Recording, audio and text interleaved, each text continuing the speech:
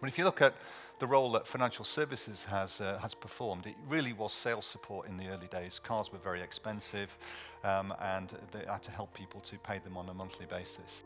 And I think in the 80s and 90s, it became all about a loyalty tool, financial services, how to retain people at the end of the contract.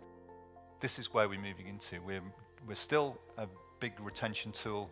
We're still very important in customer change cycle, but increasingly, and Jens will go a lot more into this, it's customer interaction. We have a huge amount of data, and that data is really valuable for the new digital world as we move into car sharing and so on and so forth.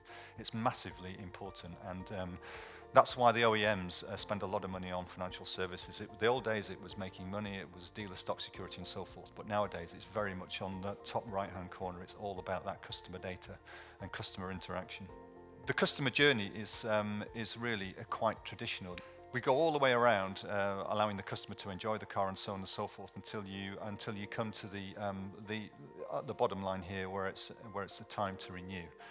And this is where financial services is hugely important. It's the renewal part of the customer journey. We look here between a cash buyer and a financial services buyer. There's an increase in loyalty. So cash buyers are about 48% loyal. When they buy with financial services in the UK, typically with a balloon product, that loyalty increases to 55%.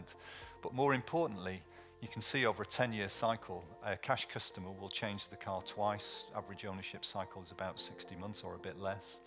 But with financial services, the same customer, if he remains loyal, he or she remains loyal, will change the car about 3.5 times. And that's where OEMs make a lot more money. It's not particularly the loyalty, it's the change cycle, much more cars.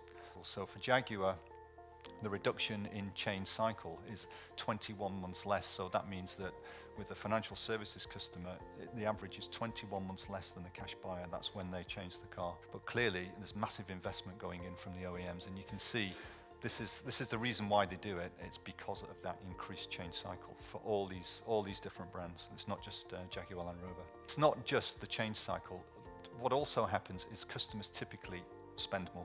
As they spend more, particularly on accessories and add-on packs, that's a lot more profit for the OEM. The traditional focus has been sales support and it's been profit generation. They're still there, they're still important for financial services, but more importantly now it's about lifetime value. It's loyalty, retention, and it's the data that financial services have on a customer over a long period that's really, really valuable. A lot of people talk about big data. I don't totally agree with that, because I think in the future, I think customers will want to own their data and they'll be very sparing with who they share it with. So I think the customer will become more important. I think the days of having massive lists where you can send letters out or emails out or communication to customers, I think they're over. I think it's going to have to be a lot more targeted.